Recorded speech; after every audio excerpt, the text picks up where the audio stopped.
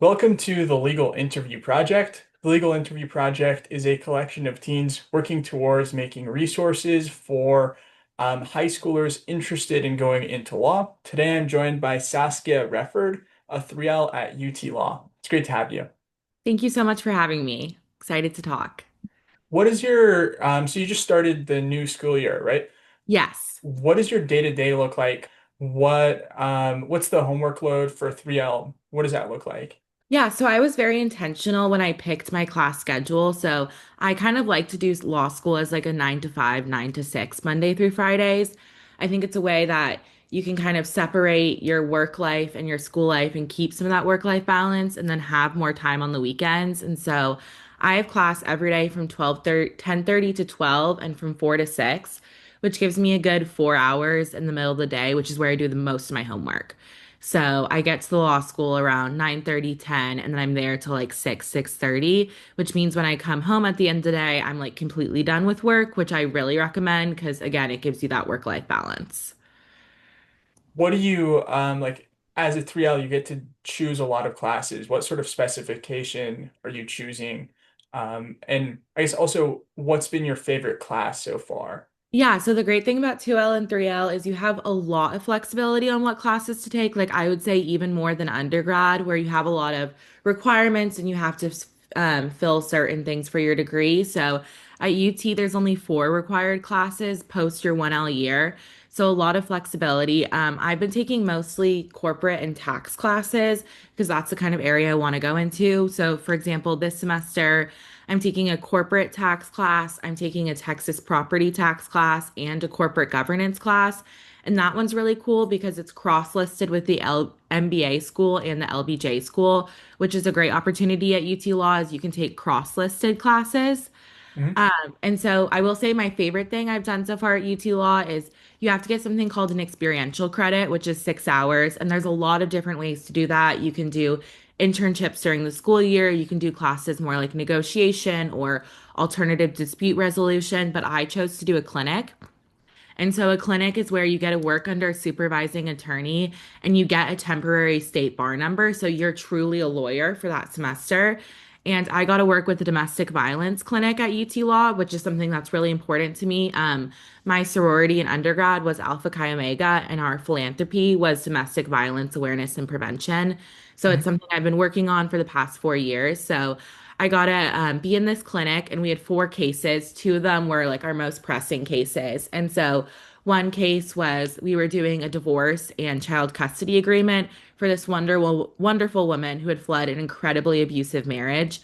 And it was really powerful and a lot of work, but we were able to get her a full divorce and full custody of her kids. So that was just like the most rewarding thing I've ever done. And actually, just 2 days ago, we just heard we won the appeal. So everything that we Oh, did in wow. the trial court, yeah, it got appealed.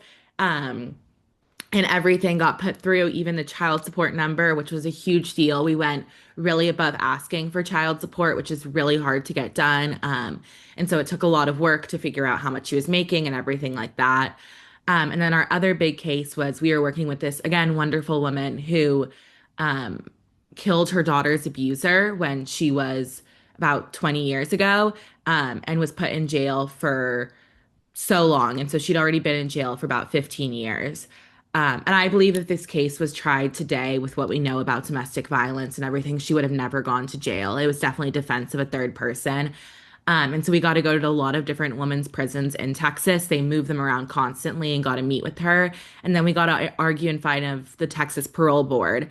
And we got her off. So she is now out of prison, living with her niece in Dallas, and able to start her life again after 15 years in prison. So those were definitely the most rewarding things. And I recommend anyone in law school to do a clinic. Even I'm not going into litigation. So mostly in law, you go into either litigation or transaction. I knew I wasn't going to do litigation, but I just think it's so rewarding. You learn so much, and we have such incredible opportunity with all this knowledge we have to really help the community. And so I think it's really important to use that for good. So I think that's my favorite thing I've done in law school, but I would say most of my favorite classes have been my tax classes. Okay, that's very cool. Do you see yourself going into sort of an area that focuses on those two together? I've always thought of myself starting in something definitely math based. So growing up, my favorite subject was always math. I was always super into English and history and debate and everything like that, but I just loved math. I loved having a right answer. And when I was doing the domestic violence case, one of my favorite parts about it was figuring out the child support number and doing all that math and figuring out how much you would make as like a DoorDash driver, an Uber driver in all these different cities and things like that. And so I knew that I wanted to go into something that involves math and law. But I can really see myself like maybe one day in the far future combining and doing more family law with tax and stuff because it was so rewarding helping clients. But it definitely does take an emotional toll on you doing that type of work. Yeah, very cool. So, how would you say, like in high school, what made you really love math? Why do you think? Yeah, so it was one of the first subjects I was good at. I think compared to a lot of people who are very academically motivated, I didn't start as like a gifted child at all. I was not in the gifted classes in elementary school and stuff. And so it wasn't until basically fourth grade math that I realized I was actually good at school. Um, and I realized I was really fast at it, which was rewarded really well in math. I think math really rewards efficiency, which is something that I always liked. But to me, I've always been really interested in things like Sudoku puzzles and those kind of brain games. And Mhm. math really did it for me. And it just was so satisfying when I got a problem correct. And then I was able to go into like BC calculus and post-linear algebra in college and high school, you see how theoretical and math can also be a philosophy. I got to take this amazing class in college for Plan 2, which was one of my majors in college. And it was basically math as a form of philosophy. And so I think that really made me interested because I always knew I was really interested in math, but I thought it was something I was going to have to give up when I went to law. Mhm. Um, and then I did my 1L year and I really, really miss math. I was like doing calculus problems at home. I was like, this is something I really miss. And so when I learned that you could do more like corporate or finance or tax law and be able to bring in all these numbers, I was like, this is perfect. And then I highly recommend anyone who's good at math to become a lawyer because something you hear over and over and over again in law school is how bad lawyers are at math.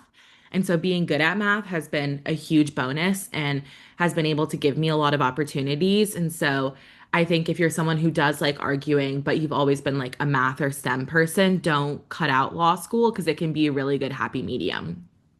Yeah. You mentioned that you had a plan to major. What college is that at? Yeah, so my I was a double major in undergrad, so I was in Plan 2, which is in the liberal arts major, and I recommend Plan 2 to everyone. It was the most amazing education I think someone can get. So Mhm. it's a very generalized liberal arts honors degree. Your first year, you focus on world literature. Your second year, you focus on philosophy. Your third year, you focus on more economics electives, and then your fourth year, you write a thesis. So my thesis was entitled Women in the Workforce, How COVID-19 Reversed 50 Years of Progress. And it was about how so many women quit their jobs during the pandemic and how it revealed that we're not as progressive a society as we think we are because women are still the ones who are seen as the less important jobs with most couples. And so I loved Plan 2. I got to take such amazing classes. I took one class about epidemics throughout history with Dr. Kenneth Shine, who was the Leeds AIDS doctor in San Francisco during the 80s. I got to take a class on witches in the 1300s and about persecution with witches throughout all the Middle Ages, which was amazing. I got to take like incredible world literature classes and classes on Jane Austen. And so it really made me interested and love learning, which I think is so important for law school also, because being a lawyer, you're like a lifelong learner, not just the mandatory stuff. You have to do continuing legal education, but the law just changes constantly. So you're constantly having to learn. And I think Plan 2 really instilled that love of learning for me. Um, and then I was also able to minor in economics through the liberal arts program, which I loved as well. Economics was my favorite subject as soon as I started in college. And then I was also able to major in the Canfield Business Honors program, which was Mhm. great because you get a really generalized business degree. So I took finance, accounting, marketing, all of them. And so I always knew I was going to law school. And so I felt being a Plan 2 business honors major gave me this really broad education. So whatever I ended up wanting to do in law school, I would have a semi background in it. I guess how did your during your 1L year, how did you maintain math? And then you discovered that you wanted to go into tax during your 1L year, or when did you focus Yeah, on tax then? so you do get a little bit of tax, a little bit of math and contracts, which was when I was like, I took that my 2L year and I was like, wow, or my 1L spring semester, and I was like, wow, I've really missed math. And so then when I had my internship that summer, the way a lot of different summer programs work is you rotate through a few different things. And one of the groups I rotated through was corporate. And I really liked being able to work on investor relations and be on the SEC website and be back to all this math and business. And I kind of felt like I loved my business classes. I was really good at them. And I was like, I want to be able to use this knowledge in law school. And so I was like, okay, I want to do something corporate. And then I was talking to my mentor at UT Law. So UT Law has this amazing thing where your 1L year, you're paired with a mentor, an alumni from the school, Mhm. and they all are amazing. And I was having pretty much monthly lunches with my mentor my 1L year. And I got lunch with her and I told her how much I loved corporate. And I was like, I don't know what classes to take. And she told me to take federal income tax because she was like, any class, anything deal you do is going to have a tax aspect. There's no way to avoid taxes when it comes to anything you do. And so I took this federal income tax class, which is notoriously one of the hardest classes in law school if you're going to take it. And I just fell in love with it. I loved it. I loved doing all the math of it. I've always been really into politics and really into economics. And to me, tax felt like the combination of politics and economics. Um, and then as I've been taking more corporate classes, like you take a class on business associations, I've been finding the tax so helpful. So even if tax isn't what I go into in the end, it's just so helpful to have that base knowledge of how it all works. While you started law school and like throughout your law school career, how have you seen AI change like law? How have you seen that? Yeah. So, I will say like I think UT's embracing it, which I think is a good idea. Like in my views, AI is here and it's probably here to stay. And so I'm taking one class, Financial Methods for Lawyers, where we're actually using AI in the class. The firm I worked for this summer was great at implementing AI and having us be trained on different AI. And kind of my hope with AI in law is that it takes away more of the mundane tasks that you have to do, especially as a junior, and can let people do more interesting work quicker. Um, but yeah, I do think it's definitely a big issue. One of the greatest classes I've taken is I took an AI law and ethics class in undergrad with Professor David Atkinson, who I've been able to work with since then. And so Professor David Atkinson is an amazing writer and he's written all these amazing papers on AI and law, and I've been able to like work with him on that. But the law like really isn't set yet, and so there's a lot of gray area, but I will say like people are using AI in law, but obviously you just have to be super careful. There's like a running list of lawyers who've gotten in trouble for using ChatGPT and not checking their sources and having this artificial hallucination like be in their cases that they give to judges.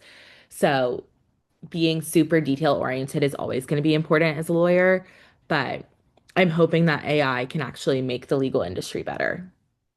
Yeah, so sort of like as a tool, but not as a replacement of thought. Yeah, so I think like I'm hoping it can maybe make the legal industry even more people and client focused because I do think we've become less of a client oriented industry.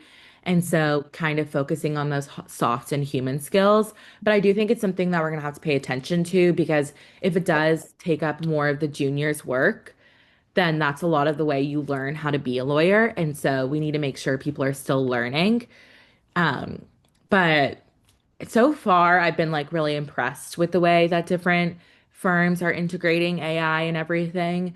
There's this great AI company, Harvey AI, which goes into SEC documents and can pull out things like 10Qs and 10Ks and help summarize them. And those can be like 300-page documents. And a lot of times you're like working on a 12-hour deadline. And so having AI there is super useful and super helpful. But I know there's a lot of fear of like AI is going to like take over the legal industry and there's not going to be law jobs. I don't think that's going to happen. The legal industry has actually exploded over the last 50 years and seems to continue to grow. We also have such case log backups in courts and everything, and like it takes so long for a lawsuit to happen. The suits that I was working with in the domestic violence clinic, we were on like the third and fourth year of those lawsuits, and they still got appealed. And so I think if AI could make the legal industry more efficient, that would probably be good for everyone. I think so, and I think that judging from the statistics, law is still like growing at very unprecedented rates. So like I think 25% more applications were put into law schools this last year. Yeah, and I in our 1L class this year at UT Law, it's huge. Like definitely more people are becoming lawyers. And like my thing is I think even if you're not going to be a traditional attorney, having these legal skills and these reasoning skills are so important and you can take them to other jobs for sure. Yeah. What advice would you give to like high schoolers or people who are more STEM oriented in general to go into law? Like who are thinking about Read, it, they might read, not be read. sure. Just read Okay. as much as possible. Um, like law school is reading, the law is reading. Having a high reading speed is the most useful thing you can do before law school. Like I tell everyone the summer before law school, they're like, how should I prepare? I'm like, literally just read books for fun, but just read as many books as you can to bring up your reading speed.